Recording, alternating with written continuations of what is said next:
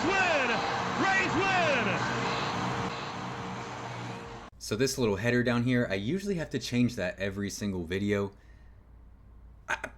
I didn't have to change it. Same header as last video, continuing. The Rays are hot. What's good, everybody? Let's talk some Tampa sports. The boys just keep getting it done. They keep getting it done. They sweep the Texas Rangers, who have been our kryptonite for a few years now at this point. And then we win today, day game, 1 o'clock game against the Miami Marlins. They're finding ways to get it done. They're finding ways to get it done. Standing check.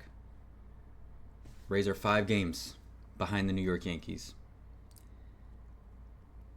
And I don't know if anyone would have predicted that we would be in this predicament maybe a month ago.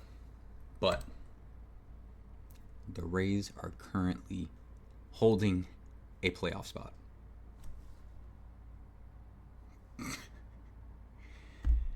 The boys are hot. Pitching, finding a way to get it done. The starters have been elite over a pretty good stretch now. Hitting, finding a way to be consistent. When you look at that last series, it was like 5 runs, 4 runs, and then today 4 runs.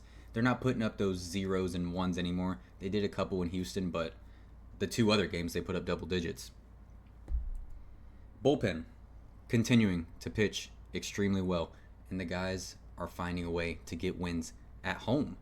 The Rays have a positive home record. They're 22-19 now at Steinbrenner Field, when at one point they were -8, something like that. Something's clicking for them, and they have just completely found this way of just consistently playing up to the standard we all like to put them at. So currently a 4-game win streak, 7-3 in their last 10, plus 48 run differential, which is higher than everyone in the wild card race, and only behind Detroit Tigers, who have the best record in the American League, and the New York Yankees. Those are the only 2 teams that have a better run differential than our Tampa Bay Rays in the American League. Crazy. This last series against the Rangers, like I said, they have been our kryptonite for years now at this point. Tuesday, you get Rasmussen. 5 innings pitched, no earned runs, 8 strikeouts, no walks. The guy is doing things that have never been done before. And going into his next game, if he goes like how it's been, I'm probably jinxing it by saying this, he can overtake Taj Bradley and then Alex Cobb for the most consecutive scoreless innings pitched by a Tampa Bay Rays pitcher all time. That's the type of run Drew Rasmussen's on right now. And he's been unstoppable. He has been absolutely unstoppable. Then, Wednesday, Brandon Lau with a hell of a game. Starts that game with that home run, dead center, bounces off of the batter's eye, hits the center fielder in the nose. He starts bleeding in the outfield and just keeps wiping it away. Brandon Lau ends up going 3 for 4, a home run, a double, 2 RBIs. And then last night, I was at the game last night, had to get my junior bobblehead.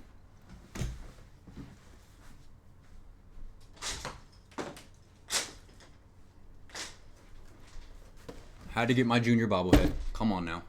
And then, of course, if anyone had any doubts on what Junior was going to do on his bobblehead night, please, hits a home run and then just absolutely risking it in the bottom of the 9th inning. Taylor Walls, routine-ish ground out. I mean, that's what it was.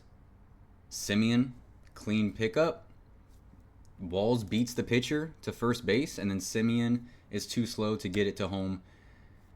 Junior with ignoring the third base coach and just going and winning the game in walk-off fashion. So that makes Taylor Walls having 2 of the 5 Rays walk-offs this season.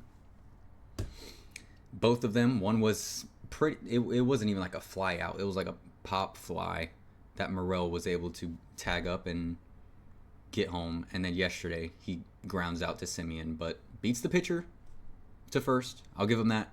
And Junior does the rest. Man, what a game that was last night.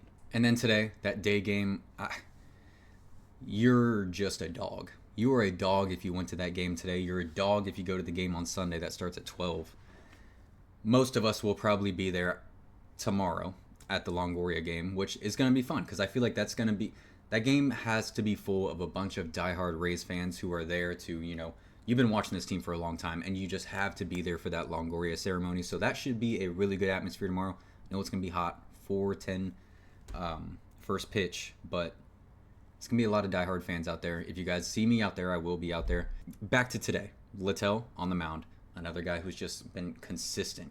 Extremely consistent. 6 innings pitched, 1 earned run, 4 strikeouts, and just... the bullpen just has to hold it down enough. Uceda gave us a little bit of a scare there, but Fairbanks comes in the 9th and is able to clean up shop. Aranda went 2 for 4, 2 RBIs. I mean, the guys are just getting it done. Simply put, the guys are just getting it done. So we needed to get some revenge against the Miami Marlins because we did lose a series to them in Miami. And here we are. We start off this series, this little weekend series, win Friday, Longo Day tomorrow, and then closing it out on Sunday. Let's get another series win. Might get greedy and say let's get a sweep because the Miami Marlins are cold right now. They are cold. If I'm not mistaken, didn't they get swept by the Colorado Rockies at home? Yeah, let's in case you needed the confirmation, let's get greedy. Let's get greedy. And just to continue to push the junior narrative as if we're not all pushing it at the same time. The guy is doing everything for this team. I don't think anyone coming into this year was like, oh yeah, he's going to be amazing at third base. He's been solid at third. I don't have complaints about Junior at third, but at the plate, man. At the plate. Has the most runs on the team. Tied with Aranda for the most hits on the team. Has the most doubles on the team. He's not the fastest guy, by the way. Has the most home runs on the team with 15. Has the most RBIs on the team with 40. Has the most total bases on the team with 121. And is up there near the top of the team in average. He is just... He's exactly what we all could have hoped for, really. At 21 years old, doing what he's doing. Another video just to continue to say the same thing. The boys are hot. Let's keep it going. Let's keep climbing those standings.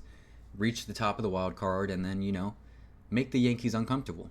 Why not? Let's make the Yankees uncomfortable. Because they still do play tonight, so if they lose, then, that slims that margin even more. I think they play the Red Sox, so we'll see how that goes. Continuing, Junior, let's stay hot. Brandon Lau, let's keep it going. All of our top dogs have just been playing very well this season, despite a couple of lulls to start the year. Aranda, Lau, Caminero, Yandy's been playing much better. Jose Caballero's doing everything this team asks of him. Mangum, Josh Lowe. Really the only guys I can say that is Chris Morel, Danny Jansen at times. That's it. I think that's it. I mean, Taylor Walls, obviously, but I'm going to save Taylor Walls today because of that walk-off last night. But outside of that, everyone's doing their thing. Everyone's doing their thing. So, thank you guys so much for watching. Please leave your comments down below. Let me know if you're going to the game tomorrow for the Longoria ceremony. Please like and subscribe if you have not already. Go Rays, and y'all have a blessed one. Hey, hey, Tampa Bay.